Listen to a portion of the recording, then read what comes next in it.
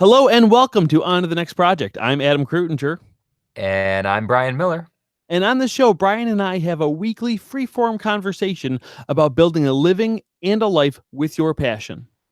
And this week's topic is authenticity on the internet. And we were just before we started recording having a debate about whether it should just be authenticity, no holds barred, or authenticity on the internet. And we were just starting to get into kind of why I pitched on the internet as kind of the context for this conversation. Before I get into that, why did you immediately were like, should it be on the internet? Should it not be? Should it be? So what do you think? I guess it just took me by surprise. I just assumed that we would just talk about it in general, but I guess that is the main point because that's kind of where the difference is. Because it's a lot of times it's like, I see your videos, but you're different than on your videos. Or same thing with like actors. Like, oh, is he as charming as he seems in the movies or on the TV show? So in that same kind of way, someone's how would you say it? Not their virtual life versus their in-person life, but their It's your avatar. yeah, I guess so. Yeah, it pretty much is your avatar. Yeah. But one of the things we were talking about though the other day, because we got on this after the podcast last time actually, and we weren't recording it, but was talking about like, when we are presenting something in our videos, is it authentic? And one of the points I was making is if you look at me on the Puppeteers podcast, that's very authentically me. And on my tutorials, that's it is a different version of me a little bit. It's like me in presentation mode, but then but I'm authentically in presentation mode. So like, is that so? Again, that's kind of what started our conversation. And I guess I want to hear what you say about that too. Yeah, there's a lot. It's interesting. This is more nuanced than I kind of originally expected it to be because you immediately went, yes, we were talking about that last time, and I had kind of forgotten about that part of the conversation. That is one element of authenticity is, do I have different authentic selves, right? Are there multiple versions of me that are all authentic? And then the other version, which maybe we can save for later in this episode, in this conversation, is the question of, now that everything in our lives is virtual, there is no distinction. Like there is no in real life person anymore as far as other people are concerned about me, right? Yeah. The only version of me that people know besides my wife is on the internet. And now, because of that, is there this weird blurring of the line between the way I show up on the internet personally for the people who know me and the way I show up on the internet professionally for the clients, customers, colleagues, and so that's another part of this conversation. And not just that, but it can trickle back the other way too. Like the persona of you online can kind of be brought into the real life a little bit too. And it kind of has done that for me in that, in a lot of ways, I used my YouTube channel as a tool to help me learn presentation and my speech. Because as we talked about before, my speech was terrible before. And I used this as a tool to watch myself and to watch what I say, even choose my words a little bit, which again, you could argue if I'm thinking that much about which words I'm using, is that authentic? But again, I'm trying to train myself though into because again, in my true authentic self, it would just be me mumbling. Like, is that what good is that? Well, that okay. So that is who you were, and then you made a decision to change, improve, work on aspects of yourself. So I don't see this as any less authentic than that. I mean, change is the natural state of things, right? It's the state of things. It's the state of people. It's the state of the world. Something is always in flux. It's always in change. And so whether we get to choose to be intentional about that because we will change whether we want to or not. And the question is, I think, do we take control over that? And so you decided that in your attempt to be a better virtual presenter, a better person on camera, you decided to make an intentional change in your life. And there's nothing inauthentic about that. I think the question becomes like, say, when you were a magician, right? Did you ever have a family member come to one of your shows, come to watch one of your professional shows? Did you ever have a family member in the audience? Mm-hmm. Oh yeah. It's weird, right? Yeah, it's the worst. It's Yeah. weird, and it's weird not because not because you think they're judging you, but because they know the real you, They know you're right? not really magic. Yes, yeah. They know you're not really magic, and they know that you're not really that clever or quite Hmm, that yeah. quick in the Well, real kinda like, world, like well, for magician people would get this, like Michael Amar in one of his videos, he talked about how, a lot of magicians, like, they turn on in the magic mode, and that's what he wanted to stop doing and making it more, and that's kind of Garrett Thomas's way of doing things too, and to kind of blend those two, your real personality and your authentic self, with the performance, yeah, okay, and rather than so being rather than being a showman. yeah, and so here's the translation for the average person right now who's listening, watching this, who has never been who's just getting into really creating their own videos. Maybe you've been watching YouTube for a long time, but now because your job is forcing you to have, even if you're just video conferencing for meetings, maybe you're choosing to make videos now for your work because you have to, there's no other way, and you've never had to deal with this before. Here's my favorite example. I remember probably the first time I ever did I was ever a guest on a real TV show. I remember it felt like a big deal. Now it's so silly because everybody's got their own TV show in their living room, but it used Yeah. to feel like a big deal. And I was young. I was probably like 17, 18 the first time as a magician they invited me to come on. And I remember watching the hosts be real people. And then all of a sudden it was like, okay, guys, we're rolling in 3, 2, 1, boom. And now today's and you were just like, what the hell? Yeah. And what's funny is that I remember thinking, wow, these are such phony people. And now I don't think I agree with that assessment. I think they were being the authentic television reporter, the reporter that you, the audience at home, expected to see when you Mm. turned on your TV. You know what I mean? Yeah, yeah, again, that kinda harks back to the question though, like, but is that authentic? And again, I can kind of see the argument for both. That yes, it is being, in the same way that you talk to your buddies differently than maybe you talk to your family. In the same way, Hmm. we have these different almost masks we wear, but they're not really masks. They're just, well, they are masks, but they're other masks of us. It's just the Oh, different versions of ourselves. and now I'm just thinking of the scene in The Mask with what's his name, the guy from Ferris Bueller, what's a famous guy, where he was just like, we all wear masks, Oh yeah, metaphorically yeah, speaking. yeah. Metaphorically But speaking. Mm. but no, I mean, you don't talk to your grandma the same way you talk to your boss, the same way you talk to your kids or whatever, right? I mean, the same way you talk to the barista, and I guess sometimes, and I've written about this before, I ask myself, are we really talking about authenticity or are we actually talking about consistency? And I think sometimes when we think about authenticity, what we really mean is, are you showing up for a particular group the same way over and over and over again? It doesn't Mm. really matter if I'm my authentic self when I record a YouTube video, so long as it's the same person the audience expects to see that they saw last time, right? As long as I keep showing up in the same way that they expect, because that's like the implicit Well, yeah, that's agreement. more of a, like, meeting expectations rather than Yeah. you being authentic, you Right, know? but what I'm saying is, is the question, is authenticity kind of an irrelevant? Are we just are we just losing ourselves getting worried about authenticity when all we need to be asking is, are you fulfilling the promise you've made to that particular Mm, audience group yeah. of people, your grandma? Like, you've made an implicit promise to your grandmother that you show up, that you don't start cursing like a sailor the way that you do when you're hanging out with your friends. That's just, you've never said that Sure. out loud, but that's Yeah, the agreement you've made in that relationship. yeah. Yeah, but and I guess, the one thing I guess I'm just stuck on, and I'm wondering, and I thought I knew the answer last time we talked about it, but at the end of the conversation, though, it completely changed my mind as I truly asked myself, me on the podcast, I would say, like, is my more so my true authentic self, and me in my tutorials, and I was making the argument that is also my authentic self, but they're different.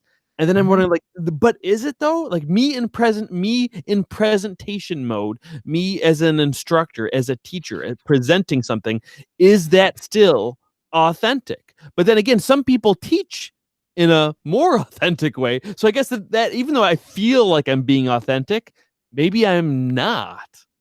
I don't Well, know. I actually don't know if I am. I I'm probably not if I'm wondering, right? I mean, I think this is why I just brought up the consistency thing, right? Is Yeah. that you decided at some point in time that the way that you wanted to present yourself in a teaching environment where you're an instructor in Mm, some capacity, whether it's in a classroom or virtually YouTube video, whatever, you've decided that the way that you want to present yourself is not the same way that you hang out with me when there's no cameras on, right?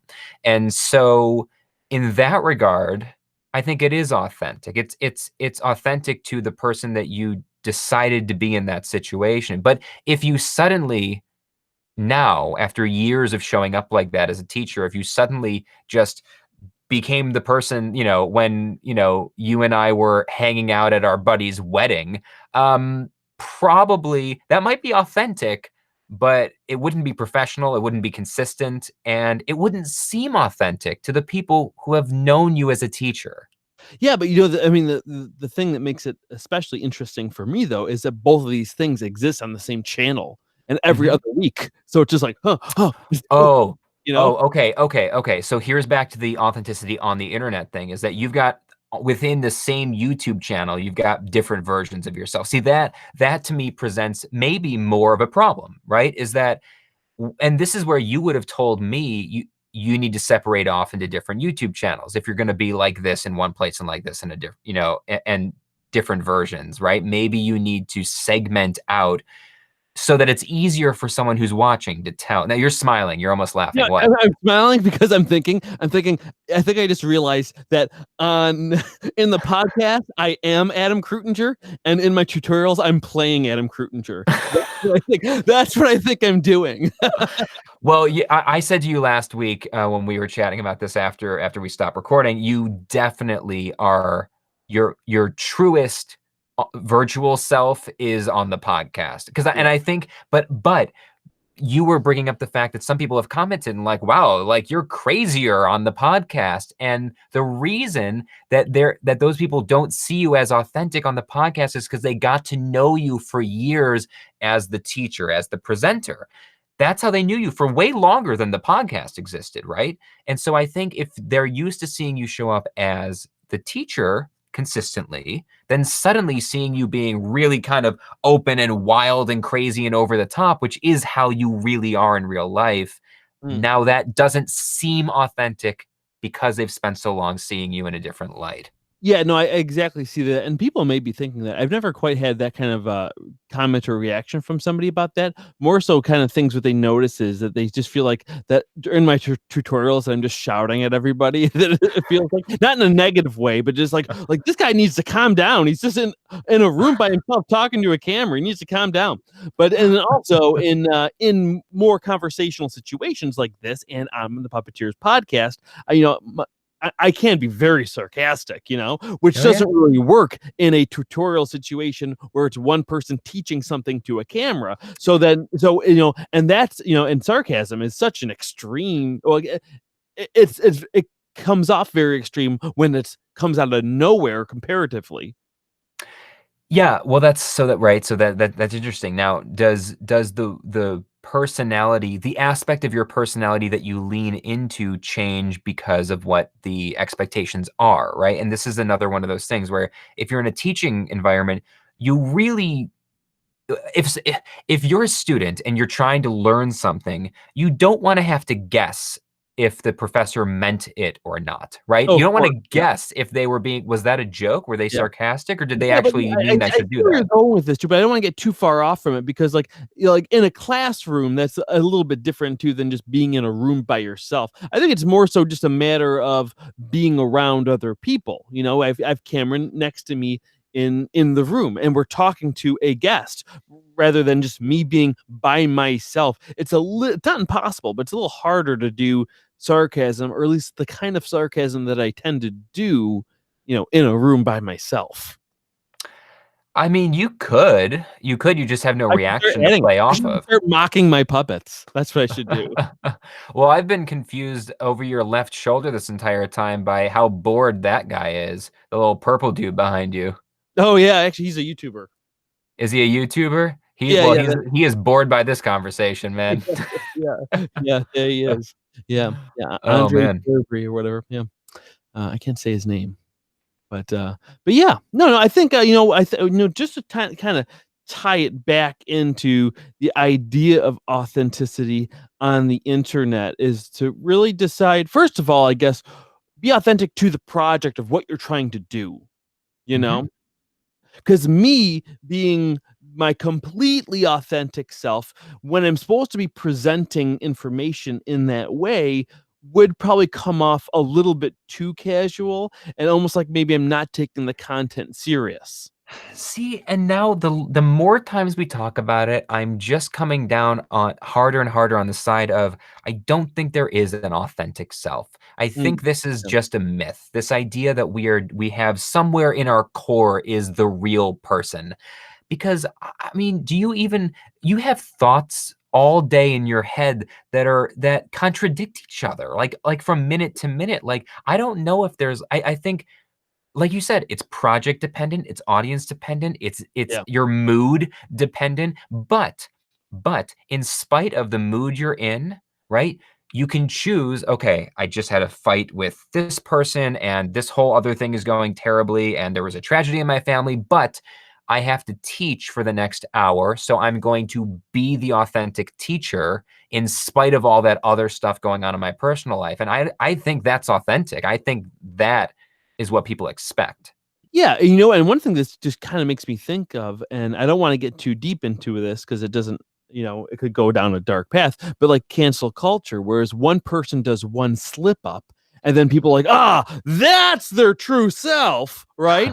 When it's just like, Right.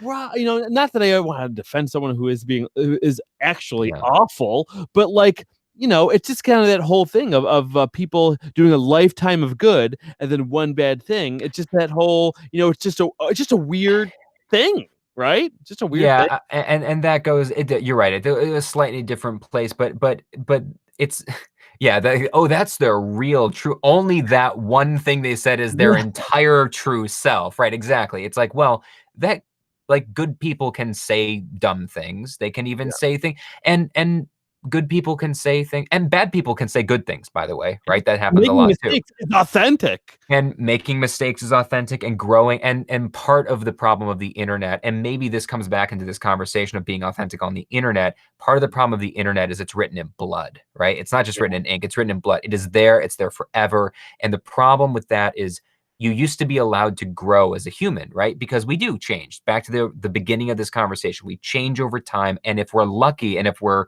paying attention, we become better people over time. I was not nearly as good a person now as 10 years ago. 10 years ago, I was a much crappier person. I wasn't a bad person, but I was a crappier person. I'm a much better person now because I've intentionally tried to learn from my mistakes and and I'm hoping that 10 years from now, I will look back on this version and think this was a crappier version of who I am 10 years from now. I hope so.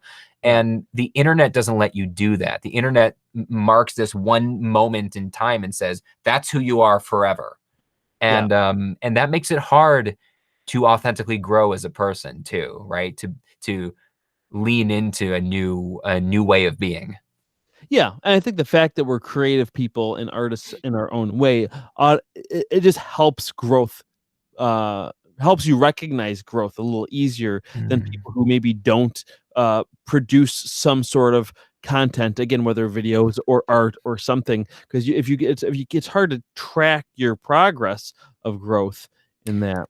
Oh, that's interesting. That is a totally new topic, but that I don't know where to go with that right now. But yeah, that idea that doing anything artistic, you don't even I was gonna say being an artist, but let's leave that aside for a second. Doing something artistic or doing something creative in nature, even if it's journaling for yourself and nobody else is seeing it, you can actually track your growth as a human because of you can see how you thought. If you journal every day, right, write Yeah, one page in your journal every day, and a year from now you will literally be able to track your growth in your thought process and how you interpret how the world is happening and bad things and good things. And that's fascinating. That might be a really interesting how doing something yeah, yeah. creative. Yeah. it's hard, and now I'm trying to think of an example of, like, in my head, I kinda, like, had some, but then I think through it a little bit more. I'm like, "No, there's growth there too." And the hard thing is there is growth in everything. It's hard to, I mean, I guess there's a certain, in creative things, the growth can be much steeper of a climb than it can be Mhm. for other things. And for lack of a better example, the first one that came to my head, no offense to any realtors out there, but like I mean, other than quantity, what kind of growth can you have? Again, making connections, just becoming a better, learning the lingo and how to talk to people better. But again, I would assume that maybe after 5, 10 years, you've got it, then you're just good, right? Whereas in more creative ventures, I feel like you can kind of always grow. It may be slower at some point too, but you can kind of always grow. And I'm probably trying to think of a better I example, wonder I right? wonder if there's if there's as much of a distinction. My instinct is to agree with you, but I'm trying to check the instinct to agree with you. Just I I don't fully agree with me. Yeah, no, I could tell, I could I tell. feel like So there's something there. here's what I'm thinking is that I think your example of a realtor may be true, but I think that is also true of art, of creative stuff. Is that what you just described? The realtor gets to a plateau, is the mastery of the skill set, Yeah, right? The hard skills, and you could say that as a puppeteer, right, or a puppet builder rather. You've at some point, nobody ever masters anything, but at some point you get close enough that you've really mastered just the skill of different types of, I don't even know what the right word is, different types of sewing and different become types of this and complacent different though, right? what? Become, what is the word, complacent? Kind of in that, Well, I don't know. I mean, maybe you become complacent, but at some point you just get good at the skills, right? You just get like as a guitarist, at some point you get to a point of diminishing returns with you've yeah, gotten about as good as you can get at a certain technique. And then the place that you grow from there is in the interpretation of it. It's in the self-expression. Is how do you use the skills that you've now learned to do better work, right? And I think the realtor example, I'm not sure that's that much different, which is there's a skill set of being a realtor. I don't know what they are, but there's some skill set. And then at some point you learn those skills. Now to grow as a realtor is not getting better at the skills of selling a house, but to grow is to develop empathy and an ability to make connections with people, understand really how to see, how to talk to somebody and understand where they want to be in 10 years and fit them with the right type of house and environment and neighborhood. And like that becomes the art then that you can grow through. And I'm not sure it's that different than the art that we're talking about. sure, sure. Again, but my point was about being able to, like, visually see from the outside. Mm. You can see someone who's like a beginner painter, and then someone who's been doing it for years. You can see that. But if you see two realtors, you might not see it from the outside. Again, because I admitted from the beginning that there are ways for them to grow. Again, I was talking about more from the outside or looking in, which is kind of relates to authenticity, because in a lot of ways your authenticity is really how other people perceive you, right? This is a rabbit hole now. I That could is very spiral well. down this for a long time. I think we're going to start to wrap this one up. I what you just said is usually my argument, and this is a counterintuitive argument. So you just ended up arguing for something that I frequently have to defend, which is authenticity. Again, I don't think it matters. I don't think intention matters that much. People get really wrapped up in intentionality is what matters. How you intended something to go. I wanted that to go well. I meant to do a good thing, but then it turned out badly. Or you misunderstood me. No, I think it's only the other people's interpretation that matters, and it's our job to make ourselves clear. And which is of course what I teach and preach. Right? Is that it's you have to be the one to make sure you are being understood and that other people feel understood. And so I agree with you. Authenticity is about how other people interpret you and not how you interpret yourself. But that is a counterintuitive idea Yes, it that is. has a real spiral that we could go down for a long Yeah, time. So I think we need to pull out of that. I'd really like to do a whole um podcast on intent, because I have a lot of thoughts on that too, because I though I think like most of these things, we agree more than we disagree. Yeah. But I agree with both sides of that because I think I generally think the intent is more important because that's what is the driver for any action is the intent generally. And I guess more so my problem with that is people misinterpreting intent on purpose.